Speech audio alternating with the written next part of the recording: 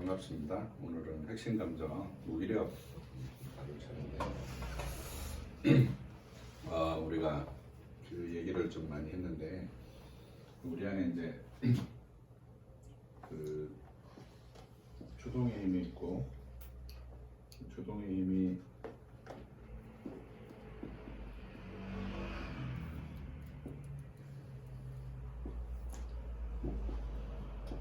몸과 영혼으로부터 이제 주동의 힘이 있고 그 주동의 힘이 우리 마음에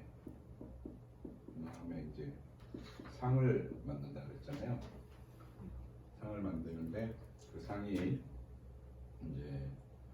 자기 요즘 그 심리학에서 말하는 걸 하면 자기 표상, 자존감 이런 거예요. 자기상이라는 게. 그다음에 엄마상, 모상으로서의 하나님 표상은 모상, 엄마상이라고 하는데 사실 엄마로부터만 오는 건 아니고요. 모든 가족 관계에서 그냥 인간의 그 삼위일체 하나님이 계시는 방식과 같은 방식으로 인간이 사람과 관계 맺는 특성으로서 세상을 이해하는 방식, 일종의 세계관 같은 거예요. 하나님 표상이 있고, 그다음에 이제 여기 이제 타자상, 여기 하나님 표상으로부터 타자상이 이제 이렇게 발달을 해요. 근데 이제 이렇게 발달한 이 상은 이제 당연히 어떻게 되어 있다고요? 왜곡이 있을 수밖에 없고, 이 왜곡을 교정하시기 위해서 하나님께서 우리의 마음에 이런 그 주동, 다른 종류의 주동을 이제 넣어주셨다 그랬죠. 넣어준 주동이 이제 주입되어진 습관이다. 그래서 믿음을 가리킨다 그랬죠. 그죠? 믿음이라는 주동이 생겨서 이게 이제 교정이 일어나는 거예요. 교정이 일어나는데 이게 세계관과 같다 그랬죠. 그죠? 세계관. 예를 하나 들어볼게요. 전에 남자 중에 본인이 공무원인데 점심시간에 관공서 가서 일 보는 걸 싫어해요. 왜 싫어하냐면 그 사람들이 점심시간에 점심을 못 먹고 그 사람이 오면 그 사람의 필요를 막 챙겨주고 이렇게 해야 되니까 그 사람이 점심시간에 방해될 것 같은 거예요. 그래서 점심시간에 방문을 못 하는 거죠. 그러면 이분이 이제 그 점심시간에 공무원이 일하는 것을 배려해서 점심시간에 안 가는 것은 그 공무원 그 점심시간에 일하고 있는 그 공무원의 필요일까요? 아니면 방문하지 못하는 자기 자신의 어떤 필요나 자기 마음일까요? 자기 마음이겠죠. 자기 마음일 수밖에 없는 거예요, 그죠? 근데 자기 마음을 누가 힘들 거라고 생각하면서 점심시간에 안 가냐면 그 점심시간에 일하고 있는 공무원이 힘들 거라고 생각하면서 안 가는 거거든요. 근데 이제 그 사람이 힘들 수도 있지만 전혀 안 힘들어하는 사람이 있을 수도 있는데 그 누가 힘들어서 안 가냐면 결국 자기가 힘들어서 안 가는 거거든요. 그러니까 이제 세상을 어떻게 보고 있냐면 세상 사람들이 힘들 거야 라고 하는데 그 힘들 거야 라고 하는 게 자기 마음에 없으면 그 사람이 힘들어 보이지 않는다는 거죠. 그러니까 그 상은 결국 세상에 있는 그 어떤 리얼 오브젝트로서의 대상이 아니라 자기 마음 속에 있는 표상이라는 것을 이제 우리가 알 수 있는 것이죠. 근데 이제 이런 그 하나님상, 자기상, 타자상 이 세 개의 상이 있는데 이 세 개의 상은 세상에 보면 되게 삼위일체적이에요. 우리가 사는 세상 자체가. 그래서 우리 전통 문화에서는 이제 엄마가 1, 아빠가 2, 내가 3. 그래서 3이라는 숫자가 그런 의미를 가져요. 그래서 보면 이제 우리 그 전래 동화에서 주인공이 보면 항상 셋째잖아요. 그죠? 최진상 때 셋째 딸. 그죠? 여운의전에서도 하는 친구가 셋째고, 그다음에 이제 대지 삼형제에 있어서도 셋째고, 3이라는 숫자가 우리 자신을 가리키는 숫자이기도 한 거죠. 그래서 이런 가위바위보라든지 우리 문화 전반에 이런 선무와 관련된 어떤 이미지들이 계속해서 있고, 그런 이미지들이 이렇게 변환되고 저렇게 변환되는 데는 이제 이런 이제 내면적인 표상이 작용하고, 이런 내면적인 표상에서 이제 우리 안에 이제 믿음이 믿음이 들어와서 이런 세계관이 실질적으로 교정이 일어나서 현실에 있는 이제 자연과 그 초월에 있는 하나님을 바르게 인식하게 되는 것, 그렇죠? 그렇게 바르게 인식하게 되어지는 믿음의 추동이 나타나서 이제 하나님을 우리가 이렇게 이해하게 되는데, 이렇게 사실은 아까 전에 말씀드렸던 그 점심시간에 관공서에 방문하지 못하는 그 공무원의 마음속에 있는 이 이미지를 가지고 이 세상을 해석하잖아요. 해석하는 것처럼 이 믿음이라는 주동은 역시 하나님과의 관계에서 우리 마음에 특정한 이미지를 만들어내요. 우리가 성경을 배우면서 교회 공동체에서 생활을 하면서 어떤 성도들과 교제를 나누면서 혹은 하나님의 섭리 가운데서 우리가 세상을 경험하면서 우리 안에 특정한 이미지를 만들어내는데, 제가 이제 쿠키 파일 한번 말씀드린 적이 있잖아요. 그 컴퓨터에 우리가 인터넷에 어디 방문을 하게 되면 그 방문 서버를 쉽게 찾기 위해서 내 컴퓨터에 쿠키 파일이 생겨서 한번 방문한 방문지는 시간이 많이 걸리지 않고 금방 페이지가 뜬단 말이죠. 그 파일이 내 컴퓨터 안에 들어있는 거예요. 그래서 믿음도 역시 내 안에 들어있는 것이죠.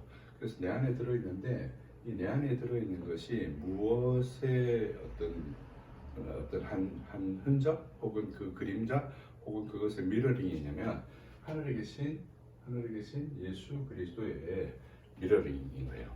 우리가 이제 아이패드나 맥북 같은 거를 쓰면 이제 우리가 이런 걸 배웠어요, 그죠? 그 이제 아이패드에서 무슨 작업을 막 했어요. 아침에 11시에 아이패드에서 작업을 했어요. 근데 오후 3시에 맥북을 열어가지고 똑같은 작업을 하려고 하면 옛날에는 이랬잖아요. 그 아이패드에 있는 파일을 가지고 와서 맥북에서 다시 열어서 작업을 해야 된단 말이에요. 근데 이게 그렇게 할 필요가 없고 어떻게 됐냐면 이 두 기기가 웹에 있는 클라우드하고, 이럴 때는 하늘이죠. 하늘에 있는 클라우드하고 뭐가 일어나요? 싱크가 일어나는 거죠. 싱크가 일어나서 동일한 파일이 된단 말이죠. 11시에 작업하고 3시에 열었는데도 두 개의 파일이 같아요. 이런 것처럼 하늘에 계신 예수 그리스도의 이제 우리가 칭의를 얻는 방식에 있어서 하늘에 계신 예수 그리스도께서 이루신 그 의가 예수님 안에 있는데, 그 의가 마치 내가 이룬 것처럼 내 메모리 안에 혹은 내 컴퓨터 안에 쿠키 파일 형태로 그 흔적이 남아 있는 것이죠. 그런 흔적이 이제 이 믿음이라는 것에서부터 출발해서 우리 안에 있는 하나님 표상, 자기상, 타자상이 교정이 일어나는 거예요. 그 교정이 일어나는 방식이 뭐냐면, 믿음은 뭐하고 주로 관계 있다고 그랬어요? 하나님을 아는, 하나님에 관한 표상과 관련이 있고, 소망은 주로 뭐가 관련이 있다고 그랬어요? 자기상과 관련이 있고, 그 다음에 사랑은 뭐가 관련이 있다고 그랬어요? 타자상과 관련이 있어요. 그렇게 관련이 있고, 이 믿음, 소망, 사랑은 사실은 예수 그리스도 안에 있는 원이, 예수께서 능동적으로 그리고 수동적으로 온전히 순종하여서 얻으신 원이, 그 원위에는 참 지식, 의, 거룩이 있는데, 그는 주로 어디에 담겨 있냐면 참 지식은 우리의 지성에 담겨 있고, 그렇죠? 의는 우리의 의지에 담겨 있고, 거룩은 어디에 담겨 있다고요? 우리의 감정에 담겨 있다고 이제 웨스트민스터 신앙 고백서를 주석하는 여러 목사님들이 그렇게 이제 설명을 해요. 근데 이 믿음은 주로 뭐가 관련이 있냐면 하나님을 아는 지식과 관련이 있고, 이 의라는 것은 결국은 이제 제가 소망을 설명할 때도 말씀드렸지만 하늘에 있는 것에 관한 우리의 내적 증거, 그죠? 그래서 우리가 우리 스스로 정당성을 주로 어디서 찾냐면 우리의 행동 그리고 우리 외모에서 찾거든요, 보통. 보통 사람들이 저 외모에서 자기 정당성을 찾아요. 자기가 좀 잘생겼으면 괜찮다 생각하고 좀 인물이 막 좋아하고 이러면 막 쪼그라들고 본인의 능력이 딱 이렇게 있으면 나는 좀 능력 있는 사람이라고 하고 본인이 능력이 없으면 막 이렇게 쪼그라든단 말이죠. 그렇게 되는 것을 이제 우리 믿음의 도리를 통해서 예수 그리스도께서 이루신 그 일을 그죠? 마치 예수님께서 행동하신 그 행동이 마치 내 것인 것처럼 그게 이신칭이잖아요, 그죠? 그래서 그것을 우리가 소망으로 바라봄으로 우리가 imitation Christ, 그리스도를 닮아가는 일들이 벌어지는 거죠. 그리고 이제 거룩은 감정에 담겨 있고 그것이 결국은 뭐로 나타나냐면 이웃에 대한 이제 사랑으로 나타난다 이렇게 말씀을 드렸어요, 그죠? 그래서 이렇게 세계관이 하나님 자기상, 하나님 표상, 타자상이 수정이 일어나야 돼요. 다시 처음 한 얘기로 돌아가 보면 점심시간에 공무원에 이제 가면 그 사람이 점심시간에 힘들까봐 방문하지 않았던 이 공무원 선생님은 그 사람이 힘들어할 것이다 라는 그 사람이 굉장히 그것을 버거워할 것이라고 하는 상이 있었고 그 타자상은 사실은 누구의 상이었어요? 그죠. 자기 상과 연관이 있고 그죠. 그 자기 상은 결국은 뭐가 관계 있냐면 하나님 표상하고 이렇게 관계 있거든요. 그래서 마치 성부 성자 성령께서 페리코레시스 하시면서 상호 첨투하는 것처럼 이 상들은 서로 연관을 가지고 있고 그 연관을 통해서 주동하는 힘을 통해서 우리가 세상을 이해하게 되고 그 세상을 이해하는 방식이 특정한 방식에 의해서 왜곡되어 있는 것이죠. 그 왜곡의 중심에 있는 게 뭐다 하면 중심에 있는 게 핵심 감정이고 그 핵심 감정에서부터 노연하고 그 핵심 감정에서부터 자유로워지는 것이 바로 이제 우리가 말하는 치유 혹은 이제 영적인 성장을 의미하는 거죠.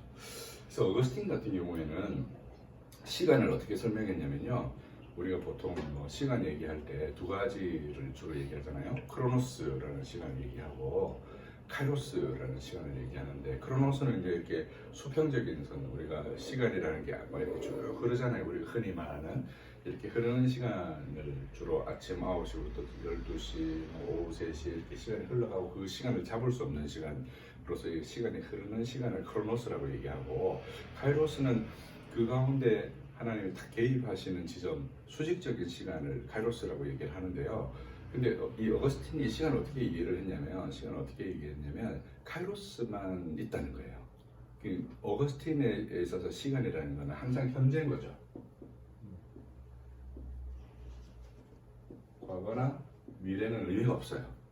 하나님께서 그의 마음에 개입하시는 그 현재를 카이로스라고 본 건데 이 어거스틴의 이 아이디어는요 나중에 어떻게 꽃을 피우냐면 독일 관념론의 아버지인 데카르트 칸트가 시간과 공간을 어거스틴은 시간만 얘기했는데 칸트는 시간에다가 뭘 더했냐면 공간도 객관적인 세상이 아니라 우리의 인식 아래 있는 전형적 범주로 설명한 거죠. 그래서 관념론이라고 하는 거예요. 우리가 그렇게 세상이 해석되는 거죠. 시간과 공간이라는 형식으로 해석된다는 거예요. 이 칸트의 이 이론을 받아가지고 이 아이디어를 누가 받았냐면 아인슈타인이 받은 거예요. 아인슈타인이 받아서 그가 말하는 시간의 상대성이라는 거, 공간의 상대성이라는 게 바로 이 칸트의 이 이론에 근거한 것이고 칸트의 이 세계 구성에 근거한 것이고 그 칸트의 세계 구성은 사실은 누구에게 소급되어 올라가냐면 어거스틴까지 이제 소급되어 올라가는 것이죠.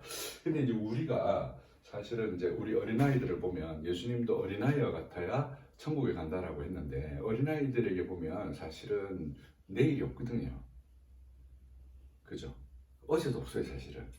좀 전에 막 야단 맞아가지고 막 펑펑 울다가 그 다음 순간 어떻게 해요? 막 웃으면서 막 깔깔거리면서 놀아요, 그죠? 방금 막 안 싸우고는 막 안 놀아 막 이래놓고 막 20분 있다가 금방 친해져서 막 놀고 그죠? 다 잊어버린단 말이에요. 그래서 아이들을 보면 실제로 막 그 아이들에게는 현재만 있는 것 같아요, 그죠?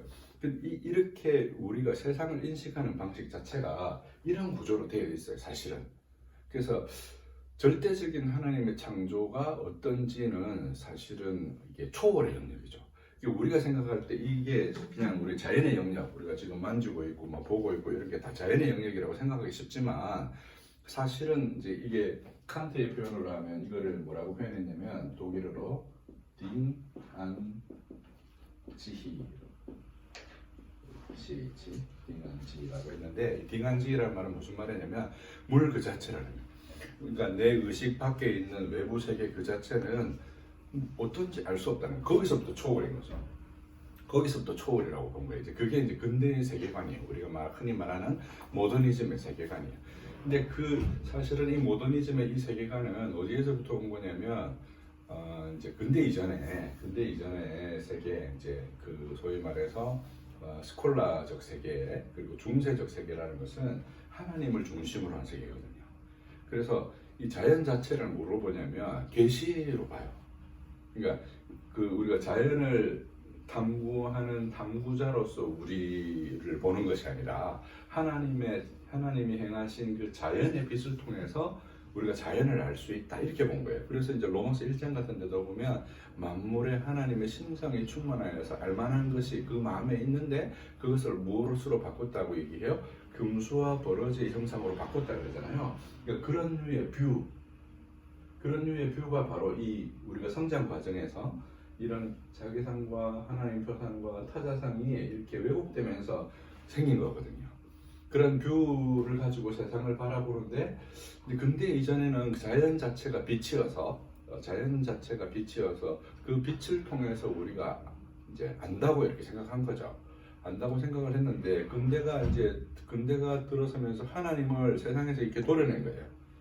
하나님을 세상에서 도려내고 나니까, 그럼 사람은 그 빛이 없이 세상을 어떻게 알게 되는가? 라고 하니까 세상이 다 뭐로 보이기 시작했냐면, 이렇게 이제 알 수 없는 물 자체의 어떤 세상이 된 거죠. 그것을 아는 방식으로 시간과 공간이라는 자기 주관적인 내적 체계를 통해서 세상을 이해하는 거예요. 그런 방식이 뭐냐면 핵심 감정인 거죠. 그래서 이제 이소라 씨의 노래 중에도 그런 노래가 있잖아요. 추억은 다르게 적힌다. 두 사람이 같이 추억을 보냈는데, 같이 어떤 사랑을 나눴는데, 남자가 기억하는 것과 여자가 기억하는 게 다르단 말이죠. 그건 이제 뭘 의미하냐면, 우리가 만나는 이런 사건들이 객관적인 사건이기보다 실제로 우리의 경험에 의해서 해석되어지는 영역이 많고, 그런 해석의 영역 때문에 이 세계가 결국은 왜곡이 일어나게 된 거죠. 세상에서 하나님을 도려내므로. 근데 이제 이 핵심 감정 공부의 특징은 뭐냐면요, 그렇게 근대가 도려내었던 계시를 다시 되찾아오는 거예요. 계시를 되찾아와서 믿음이라는 게 결국은 계시를 수납하는 내적인 수단이잖아요. 그죠? 믿음이라는 내적인 수단이 있고, 외적으로는 수단이라고 말하기 좀 그러네요. 성령께서 조명하시잖아요. 그죠? 외적 수단은 성령의 조명이고, 내적 수단은 뭐예요? 믿음인 거죠. 그렇게 해서 우리가 세상을 바르게 인식하게 되는, 무엇을 바르게 인식하게 되냐면 자연으로서의 현실과, 이 자연으로서의 현실 속에는 무엇을 포함하고 있냐면 우리의 이웃들과 타자들을 포함하고 있는 것이죠. 또한 동시에 초월자로서 하나님을 알게 되는 것이죠. 그렇게 알게 되는 그 주동의 힘이 점점 자라서 믿음, 소망, 사랑이라는 덕을 형성하게 되고, 그 덕이 결국은 이제 습관으로서 이 덕이 결국은 이제 기독교 윤리로 가게 되는 거죠. 그래서 바울이 이제 바울 신학에서 전반부는 항상 인디커티브라고 해서 교리를 쭉 설명하고, 후반부는 항상 임페라티브라고 해서 신자의 삶을 설명하잖아요. 그런 신자의 삶이라는 게 결국 신자의 삶이 제대로 이루어지려면 그 전에 뭐가 있어야 되냐면 바른 이해가 있어야 되는 거죠. 그죠? 그 바른 이해가 있고 그 이해를 따른 바른 삶이 있어야 되잖아요. 근데 이 바른 이해가 가능하고 그 바른 이해로부터 이렇게 삶으로 전이해 오려면 사실은 이 중간에 있는 이 핵심 감정이 제대로 수정이 일어나야 이제 우리의 삶에 대해서 제대로 이해할 수 있게 되고, 그 이해한 것이 삶의 실천으로 나타날 수 있는 것이거든요. 근데 이제 그거를 제대로 안 다룬 채로 여전히 우리는 근대적인 사고방식을 가지고 있으면서 근대적인 세계 속에서 진리를 탐구하다가 그 진리 탐구에서 좌절이 일어난 거죠. 사실 제가 대학 다닐 때만 해도 진리가 뭐냐, 뭐 학생들이 이런 거 되게 중요하게 생각했거든요. 근데 요즘 대학생들은 그게 중요한 게 아니에요. 진리가 뭐냐, 이게 중요하지 않아요. 내가 뭐 그냥 내 삶을 즐기는 거, 내가 느끼는 거, 뭐 이런 게 훨씬 더 중요해졌단 말이죠. 그게 이제 모더니즘 이후에 진리의 길을 찾지 못한 사람들이 각자 자기가 느끼는 것으로 세상에서 의미를 찾으려고 하는 것. 그게 소위 말하는 이제 포스트 모더니즘이란 말이죠. 그럼 포스트 모더니즘 세계 속에서도 우리가 진리를 향한 여정을 가게 되는데, 그 진리를 향한 여정을 어떻게 가게 되냐면 바로 이런 세계관의 수정, 우리 안에 있는 이 핵심 감정의 수정이 일어나서 이 우리 안에 있는 하나님 표상, 자기 표상, 타자 표상이 변화되어서 우리가 실제로 지향하는 우리 안에 있는 주동이 현실과 초월자이신 하나님을 곧바로 지각하고 바르게 지각한 것을 따라서 삶으로 바르게 반응할 수 있게 되었을 때, 그게 이제 이게 핵심 감정 치유가 목적하는 바인 거예요. 그 치유가 목적하는 바인 거예요. 근데 이제 그게 사람마다 조금씩 다 결이 다르다. 어떤 식의 결이 다르냐면, 사실은 에덴에서는 하나님으로부터 충분한 보살핌을 받았지만 우리의 부모는 여전히 죄가 많은 부모이고, 시편에서 다윗이 기도했던 것처럼 내가 모태에서 죄 중에서 잉태되었고, 나를 길러주신 어머니도 여전히 죄 가운데 있었고, 그리고 이 세상도 죄악 많은 세상이라 우리는 그 세상 속에서 여러 종류의 굴절을 겪어서 세상을 어떤 식으로 이해하냐면 자기의 방식으로 이해해버리게 되는 거죠. 처음으로 다시 돌아가면 내가 불편하니까 그 공무원들도 불편할 거라고 생각하면서 점심시간에 방문해서 어떤 이런 업무를 보지 않는, 그건 결국은 이제 자기 마음이고, 그 자기 마음은 플라톤이 말했던 것처럼 동굴 속에 갇혀서 세상을 보고 있으나 자연과 현실로서의 초월자 하나님으로서의 세상을 보는 것이 아니라 자기 세계를 그렇게 만나게 되는 거죠. 거기에서 벗어나서 정말 있는 그대로의 세상을 현재로서, 우리가 현재를 사는 자로서 하나님을 만나게 되는 거, 그죠? 현재를 사는 자로서 그렇게 하나님을 만나게 되는 거. 그게 이제 이 핵심 감정 치유의 목적이라 할 수 있습니다. 자, 그러면 이제 내용을 한번 들어가 보겠습니다.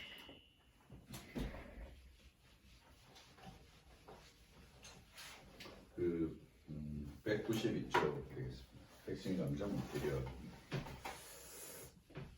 간단하게 좀 읽어보면, 많은 그리스도인이 영적으로 건강하지 못하고 성화가 잘 일어나지 않는 까닭은 자기 훈련에서 게으르기 때문이다. 그렇죠?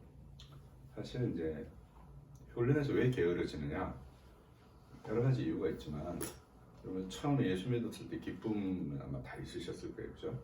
없으신 분들이 없죠. 근데 영적으로 성장하다가 어느 약점을 만나게 되죠. 어느 시점에 어떤 약점을 만나게 됩니다. 회개를 합니다. 내가 잘못한 것에 대해서 회개를 해요. 주님, 제가 다시 이렇게 안 살도록 하면서 뜨겁게 회개하고 막 다시 잘 살아보겠다고 막 결심을 합니다. 근데 뭐 잘 되던가요? 잘 안 되죠. 잘 안 돼서 또 회개합니다. 이제 그게 한 20번, 30번, 뭐 50번 좀 반복되면 사람이 되게 염치가 없어져요. 염치가 없어지면서 이래도 되나? 이게 정말 가능한 걸까? 정말 이런 게 신앙생활일까? 나는 구원 못 받은 것이 아닐까? 뭐 이런 종류의 의심과 막 자괴감과 이런 것들이 막 밀려오면서 내적인 괴로움들을 겪죠. 그러면서 일종의 매너리즘 같은 게 생겨요.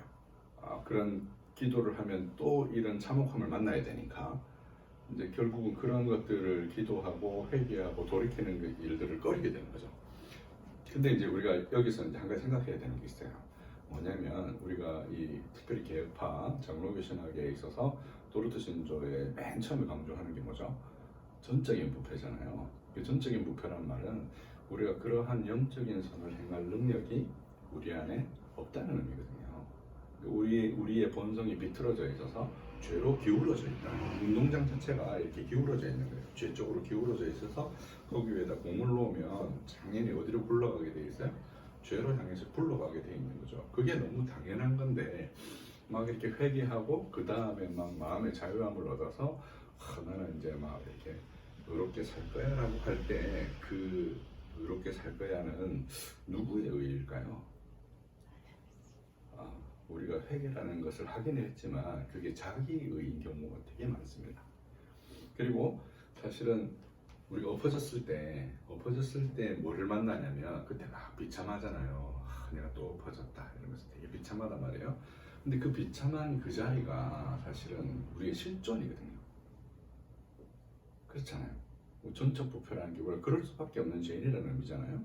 그럼 내 그 실존이 드러난 자리잖아요. 그래서 그 실존이 드러났을 때 누구를 붙드는 거냐면 예수님을 붙드는 게 믿음이거든요. 근데 그렇게 실존이 드러나는 것들을 회피하는 거죠. 회피하고 어떻게 해요? 자기를 어떻게든 잘 포장해서 이 국면을 타개하는 것으로 신앙을 하려고 한단 말이죠. 그래서 대부분 실패하는 거예요. 그래서 자기 훈련에서 있어서 게으러지는 거죠. 게으러지는 이유가 딴 데 있는 게 아니에요. 본질적으로 출발점에 있어서 자기가 죄인이라는 사실을 가슴 깊이 본질적으로 인식하는 데서 출발하지 않는 것이죠. 그리고 그런 인식이 찾아올 때 자기도 모르게 자기 보호의 기제가 작동해서 그것을 일정하게 거리를 두는 거예요. 그런데 이렇게 거리가 두는 거는 좀 나아요. 어떤 사람이 더 참혹하냐면 예수님도 말씀하셨다시피 바리새인이 제일 참혹한 사람들이에요.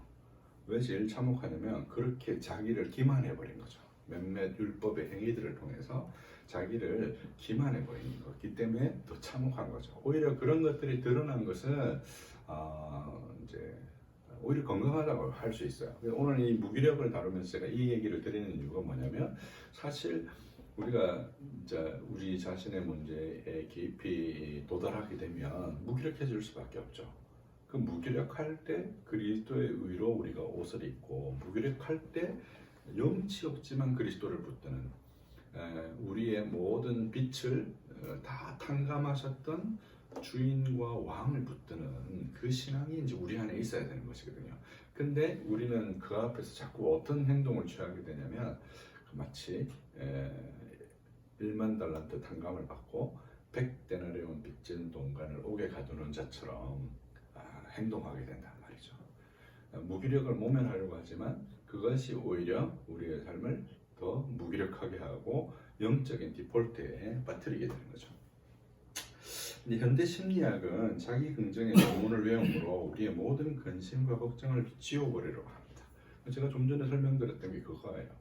그런 이제 영적인 문제에 있어서도 우리가 이제 죄를 발견하고 그 죄 문제에 있어서 비통해하고 애통해하고 가난한 심령이 되어서 그리스도의 은혜를 간절히 구하는 자리로 나아가야 되는데 막 어떻게든 여러 프로그램들을 동원하고 회개하고 울부짖고 뭐 찬송하고 이런 것들을 통해서 자기 스스로의 어떤 회복들을 계속해서 꿈꾸는 거죠. 그런 회복을 꿈꾸는 것들을 통해서 자기 기만이 일어나고 그 자기 기만 속에는 이런 긍정의 메시지들이 이제 작용하고 있는 것이라 할 수 있는 것입니다. 이제 뭐 달란트 종 얘기가 그 밑에 나오죠.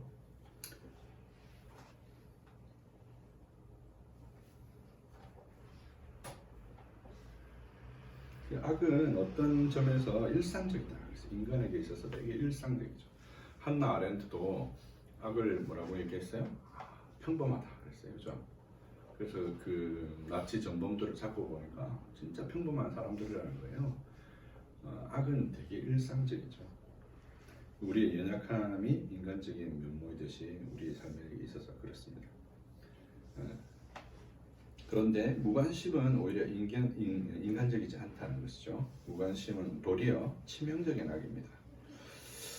한 달란트 받은 종이 악한 것은 바로 그 무관심이었습니다. 무관심은 사랑 없음이요 사랑 없음의 본질은 악이었던 것이죠. 그래서 무관심은 관계 단절을 낳고 무기력은 무관심했거나 무관심의 대상이 된 사람이 겪는 영적인 어려움이라 할 수 있습니다. 그러니까 무기력은 이제 어떤 사람이 무기력하겠어요? 계속 시도했는데 안 된 경우에 무기력해지잖아요.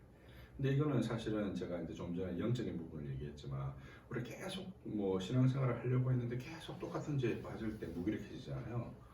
그러니까 이게 우리가 은혜를 받아야 되는데 은혜의 수단을 통해서 은혜를 구해야 되는데 은혜의 수단을 통해서 자기 의를 쌓게 될 때 이런 무기력에 빠지게 되는 것이 똑같은 원리가 작용한다고 할 수 있습니다. 무기력은 사랑의 욕구의 좌절로 겪는 이제 우울의 일종이기도 하고 핵심 감정 슬픔이 대상의 상실의 경험이라면 무기력은 자기 상실의 경험이죠. 슬픔은 대상을 상실한 거예요. 우리가 주로 어떤 때 슬프냐면 이제 연인과 이별을 했다든지 이럴 때 슬프죠, 그죠? 그래서 대상을 잃어버렸을 때 슬픔이 되지만 자기를 잃어버렸을 때는 이제 무기력해지게 되는 거죠. 그러니까 영적 무기력도 이제 같은 메커니즘이 작용한다 할 수 있습니다.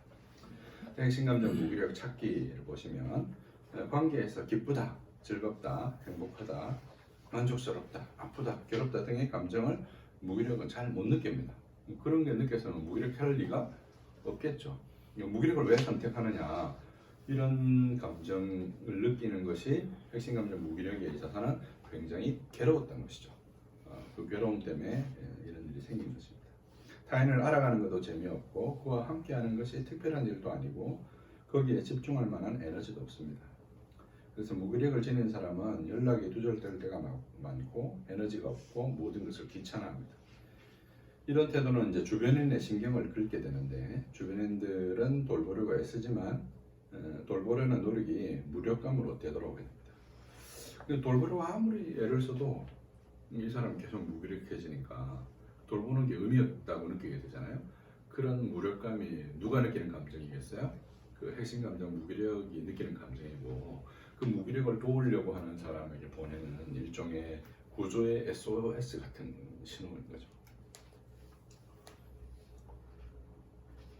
첫 번째 문단 맨 아래 보면 내 감정을 상대에게 더 씌우는 것이 아니라 상대가 불러일으키는 마음을 알아차리는 것이 바로 무기력과 소통하는 첫 단추다는 게 그런 의미예요. 그 신호를 알아차려야 둘이 소통이 되는 거죠. 제가 아까 전에 말씀드렸던 그렇죠? 내 안에 있는 어떤 감정이 그 관공서에 점심시간에 방문하지 않았던 그런 감정을 가졌던 분이 사실은 타인을 생각하는 것 같지만 그건 누구의 감정이요? 자기의 감정이었단 말이죠. 무기력을 막 이렇게 도와주려고 막 애를 쓰고 노력하면 이 사람은 계속 무기력하니까 그 어떤 것으로 돌아오냐면 무기력으로 돌아온다 말이죠. 그게 일종의 아까 말했던 쿠키파이과 같아서 그렇게 두 사람이 소통하게 되는 소통의 출발점인 거죠. 무기력이라는 건 이제 소통이 안 됐던 거거든요. 자기 상실이 일어난 거예요. 대상과 관계에서 계속 대상과의 관계를 시도했는데 대상이 나한테 어떤 것도 충족해주지 않으니까 그 좌절이 반복되어서 무기력이 되었기 때문에 그러한 일들이 이제 일어나는 거죠. 그래서 사실은 출발점은 이렇게 두 감정이 서로 연결되어지는 거기에서부터 이제 소통의 첫 단추가 출발하게 된다는 거죠. 무기력을 지닌 사람은 멍하게 보내는 시간이 되게 많아요. 컴퓨터가 로딩 걸린 것처럼 그런 시간을 보내는데 이것도 일종의 신호라고 할 수 있습니다. 그 이제 우리가 멍 때리기라고 그러잖아요, 흔히. 근데 되게 이상한 관찰을 하게 됐어요. 내 MRI 이런 게 발달하면서 어떤 관찰을 하게 되었냐면 우리가 멍 때리면 뭐 내가 아무것도 안 하는 것 같잖아요. 근데 실제로 내 사진을 촬영해 봤더니 멍 때리는 시간에 훨씬 더 많은 에너지를 쓰더라는 거예요. 뭔가 일을 하고 있는 거죠, 내가. 그죠?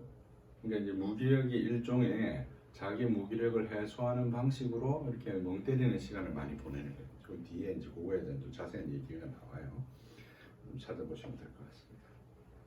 그래서 핵심 감정 무기력은 보기를 보시면 194쪽에 몸과 영혼의 주동의 힘이 자기상에 집중될 시기에 좌절입니다. 이제 자기상에 집중될 시기란 말은 무슨 말이냐면 0세부터 3세가 주 가업이 뭐라 그랬어요? 동일시라 그랬죠. 동일시. 주로 누구하고 동일시예요? 엄마하고 동일시.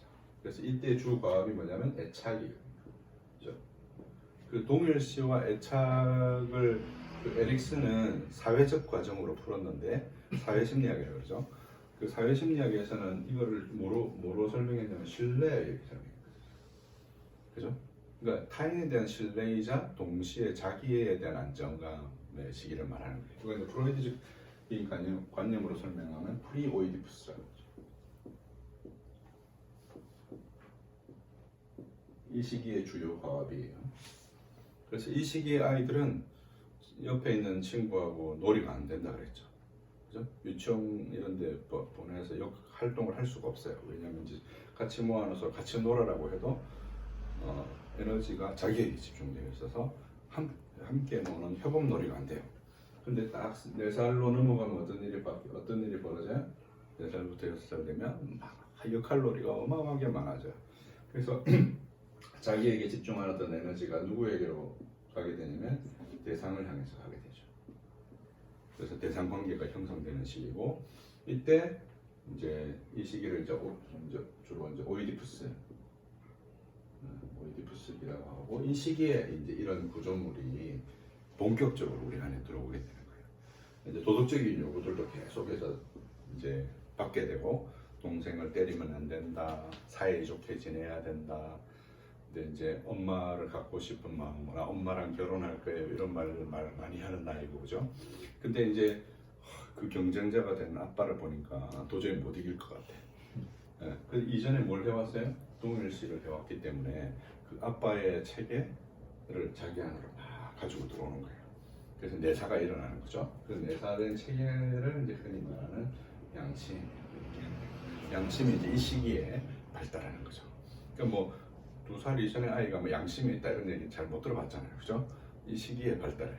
그래서 이때 이제 아이들에게 뭐 선물을 준다고 하면서 볼펜 한 자루를 딱 주면 사회적인 반응을 합니다. 네, 웃습니다. 실망했음에도 불구하고 실망한 티를 안 내는 거죠. 이제 그런 게 가능해진 나이가 된 거예요.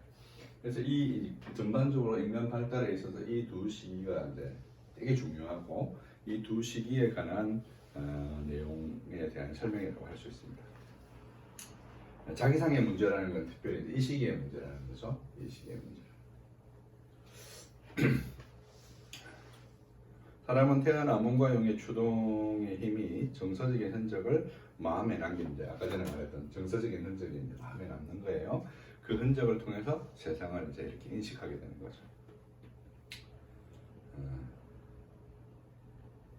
자기상, 하나님 표상, 타자상의 순서로 우리 안에 정서적인 흔적이 발달한다는 점을 고려할 때 핵심 감정인 무기력의 문제의 뿌리는 매우 깊은 감정이라고 할 수 있습니다. 그러니까 무기력은 오랜 학대를 경험했거나, 그 학대라는 게 막 때리고 이런 건 학대가 아니에요. 내버려 둬버리는 거, 이런 것도 학대죠, 그죠? 애가 막 울고 고치고 할 때 보통 엄마들은 어떻게 해죠? 어떻게든 얼르고 달래고 아이 마음을 좋게 풀어주고 해야 될 텐데, 엄마가 무기력하다든지 뭐 이래서 제대로 돌보지 않으면 막 울어도 소용이 없단 말이에요, 그죠? 그러면 이제 울다가 아이가 지치죠.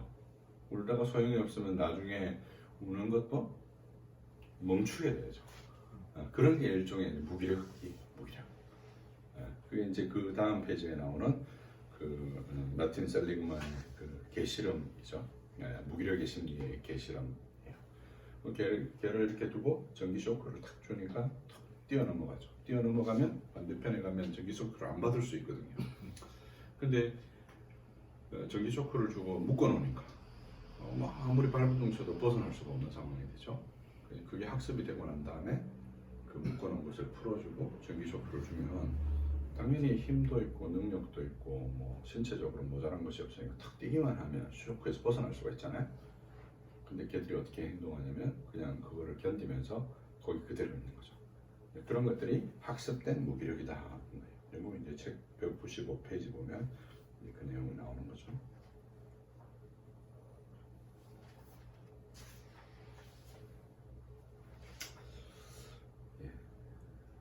그 뒤에 보면 뭐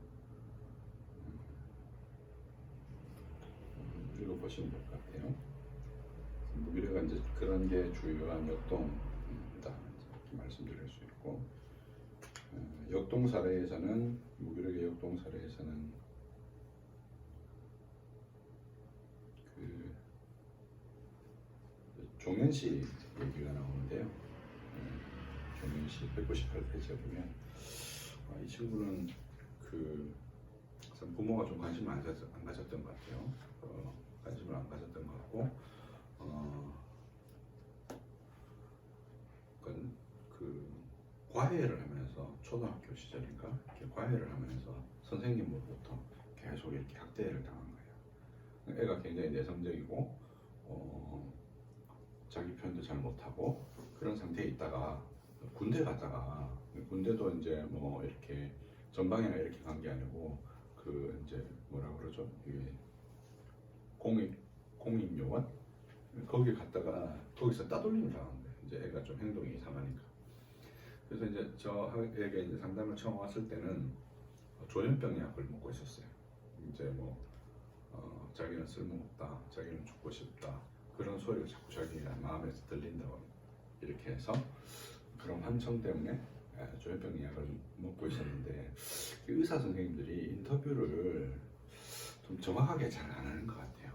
제 생각에. 그러니까 그런 소리가 들린다는 게 정말 귀에서 누가 말하는 것처럼 들릴 때도 있지만 어떤 때도 있어요. 우리가 막 수치심이 막 들면 내가 되게 잘못한 것 같고 막 내가 막 죽어야 될 것 같고 나는 참 쓸모없는 놈이라는 그런 생각이 막 내 감정을 이렇게 사로잡을 때도 있잖아요. 그럼 그때 저는 조현병인가요? 그렇게 말할 수 없잖아요. 근데 이제 그 사람들이 말하는 표현을 잘 들어보고 그 구체적으로 물어서 확인을 해야 되는데 아마 짧은 면담 시간 이런 것 때문에 계속 약만 받아먹고 이랬던 것 같아요. 그냥 잘 안 나은 거죠. 여러 해 안 났다가 저에게 와서 상담할 때도 15분을 하기가 힘들었어요. 50분 상담인데 15분을 하면 뭐 두세 마디도 안 해요. 그러니까 추구록을 풀어놓으면 풀 게 없어.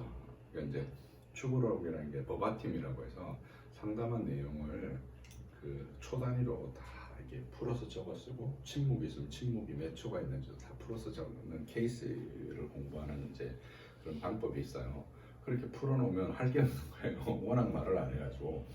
근데 이 친구가 한 1년을 상담을 하면서 그 증상이 완전히 없어지고 학교 복학도 하고 친구들하고 뭐 이렇게 계획해서 외국 여행도 가고 그렇게 완전히 회복되어서 이제 약도 끊고 학교로 돌아간 친구예요. 이런 변화가 일어나게 된 데는 바로 이제 그 아까 전에 말했던 이 친구의 이런 정말 나는 쓸모없는 놈이에요, 나는 죄인이에요, 가톨릭 신자였는데 난 죽어 마땅해요, 뭐 이런 이 감정하고 저하고 이렇게 동기화가 일어나는 거예요. 아까 전에 말씀드렸던 그런 종류의 동기화가 일어나면서 자기 감정이 가짜라는 사실을 자각하게 된 거죠. 그래서 처음에 15분이 힘들었던 친구인데 한 뭐 7개월이 넘어가면서 상담이 25분, 30분 이렇게 되고 9개월째 넘어가면서는 뭐 40분 가까이 이렇게 상담하고 자기 얘기를 할 수 있게 되어지는 그렇게 해서 한 1년여 만에 한 40, 47회, 6회 정도 상담하고 완전히 완쾌되어서 약도 다 끊고 회복됐던 친구예요. 그래서 무기력이 있어도 이렇게 회복될 수 있는 것이죠. 그래서 이런 사실은 이 무기력의 감정 자체가 가짜 감정이라는 것을 아는 것이 굉장히 중요하고 거기에서부터 벗어나려면 이제 그 뭔가 다른 경험이죠. 전과 다른 경험이 좀 일어나야 될 필요가 있는 것이죠. 199쪽의 핵심 감정 무기력의 하나님 표상인데 하나님은 권태로운 하나님이죠. 그들에게 있어서 인생도 신앙도 의미가 없고 추구해야 될 목표나 내면의 동기도 없고 좀비처럼 삽니다. 하나님 표상으로부터 신앙적 동기나 목적을 찾기 어려운 핵심 감정 중 하나입니다.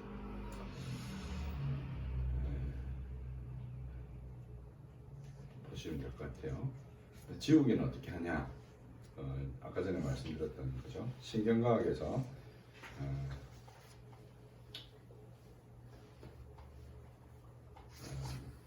뇌신경망, 그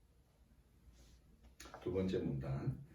구장이 머리말로 인용한 백범일기의 구절은 김구와 윤봉길 사이에 폭탄을 두어의 거사를 앞두고 윤희사의 마음을 진정시키려고 인용한 구절로 알려져 있습니다. 통제력을 얻으려 할 때 생기는 것이 아니라 버리려 할 때 생긴다는 거죠. 하늘의 밀이 땅에 떨어져서 썩을 때만 열매를 맺는 것과 같은 이치입니다. 이 힘은 동시에 세상과 소통하는 힘입니다. 하나님의 미랄이 자기를 지키려고 하지 않고 버리려고 함으로써 세상과 통하게 되므로 열매 맺게 되는 것이죠. 이제 구장의 첫머리에 이제 그 백범 김구가 한 말을 기록해뒀어요. 벼랑에서 잡은 가지마저 놓을 수 있는 사람은 가히 장부로다. 사실은 무기력이 그런 상태에 놓여 있다는 거죠. 그런 상태에 놓여 있는 사람이 거기서부터 이제 벗어나는 길이 바로 이제 이런 어떤 그 이제 이 디폴트 모드로부터 오는 이제 그 힘이 있어야만 바로 벗어날 수 있다는 것이죠. 그러면 아래 문단에 와서 그러면 현대 신경과학이 말해주는 것처럼 우리는 기본 내 신경망이 활성화되어 타인의 삶을 수용하는 힘을 회복해야 합니다. 그런데 핵심 감정 무기력은 이 부분에서 타자의 학대나 폭력으로 자기 통제력을 잃은 상태에 놓여 있습니다. 모든 치유는 자신이 넘어진 자리에서부터 시작해야 합니다. 사람에게는 표면 감정과 내면 감정이 있습니다. 표면 감정은 원하고 바라는 것이 이루어졌거나 좌절되었을 때 드는 감정을 말합니다. 예컨대 부부싸움 후 답답한 마음은 표면 감정이며 제대로 소통하고 싶은 마음은 내면 감정입니다. 사실 우리의 감정은 표면 감정에 치우쳐 있습니다. 대부분의 사람들이 자신이 정말 무엇을 원하고 바라는지 제대로 이해하지 못하거나 통합해내지 못한 채 삽니다. 우리의 감정은 단선이 아닙니다. 마치 화음을 쌓듯 복합적입니다. 그런데 핵심 감정 무기력은 그 내면 감정, 곧 원하고 바라는 것이 고장나버려서 표면 감정조차 제대로 표현되지 않는 상황입니다. 그러나 그럼에도 불구하고 정서의 실타래를 푸는 것은 그 중심에서부터가 아니라 증상에서부터 비롯된 감정, 표면 감정, 내면 감정과 욕구의 순으로 들어가야 합니다. 표면에서부터 안으로 들어가야 된다는 거죠. 정서의 서자가 실마리 서자예요. 그리고 실타래가 이렇게 엉키면 여러분 실타래나 전기 코드가 엉키면 어디서부터 풀어요? 끝을 잡고 이렇게 풀어야 되잖아요. 그죠? 가운데를 잡고 풀면 계속 엉키죠. 그죠? 또 우리가 치료하는 과정도 역시 마찬가지라는 거예요. 넘어지는 데서부터 시작한다는 거죠. 그래서 이제 거기에 이제 그 로저스의 브라운 사례를 기록해 놨어요. 이 브라운은 뭐 처음부터 끝까지 말을 한마디도 안 해요. 그 로저스가 계속 자기가 뭐 느낌과 감정을 얘기하면서 200몇 회를 했어요. 상담을 한마디도 얘기하는 정신분열증 조현병 환자였어요. 근데 어느 날 이제 로저스가 어떤 말을 했는데 이제 눈물을 흘리는 거죠. 그게 이제 치료의 출발점이에요. 그 사람의 어떤 감정이 건드려진 거겠죠. 아무것도 안 느껴지는 것 같은 조현병 환자였지만, 그 다음에 이제 거기 뭐 기러기 얘기를 했어요. 아름다운 비행. 혹시 아름다운 비행이라는 영화 보셨어요? 그 아름다운 비행이라는 영화가 어떤 거냐면 엄마 아빠가 막 이혼을 해서 아버지 집에 뭐 이렇게 갔는데 거기 기러기가 알란 거를 부화를 시킨 거예요. 근데 새들은 이제 이런 현상이 있습니다. 이렇게 새나 닭은 퍼스트 임프린트라고 해서 각인 이론이라는 게 있어요. 처음 인식한 걸 엄마로 합니다. 그래서 그 엄마 닭 병아리가 부화했을 때 보통 암탉을 보잖아요. 암탉이나 뭐 엄마 오리를 본단 말이에요. 그래서 따라다니게 돼 있어요. 근데 이제 거기에 이제 축구공이나 야구공을 이렇게 노출을 시키면 병아리들이 암탉을 따라다니는 게 아니라 축구공이나 뭐 야구공을 따라다니거든요. 야구공이 어디 가지 않으니까 그 주변에서만 몇 년 노는 거죠. 이렇게 부화를 시켜놓으니까 이 아름다운 비행이 이제 실화 얘기인데 부화를 시켜놓으니까 당연히 누구를 엄마라고 생각하겠어요? 이 부화시킨 여자아이를 엄마라고 생각하는 거죠. 근데 이제 야생 기러기니까 와일드 구스니까 이제 여행 원래 이제 이렇게 계절을 따라서 이동을 해야 되잖아요. 이동을 못 하니까 뭘 해주냐면 본인이 이런 그 글라이드 같은 비행기를 타고 기러기가 가는 여정을 따라서 가니까 그 부화했던 기러기들이 자기 엄마라고 생각했던 그 여자아이를 따라서 그 이동 경로를 따라서 같이 이동을 하는 거예요. 마치 무기력에 빠져 있는 사람들의 삶의 회복이라는 것이 이런 경로를 따라서 이루어지는 것이라는 걸 보여주는 거죠. 그래서 종현 씨의 케이스도 그렇게 해서 회복으로 나올 수 있었던 것이고요. 앞에 나왔던 그 브라운의 케이스도 사실은 그 어떻게 해야 할지 모르는 사람들에게 그것과 함께함으로, 그러니까 우리가 성경의 표현대로 하자면 우는 자와 함께 우는 그런 것들을 통해서 이제 무기력에서부터 벗어나게 되는 그 힘이 바로 이제 치유의 힘이다, 그 얘기를 한 거예요.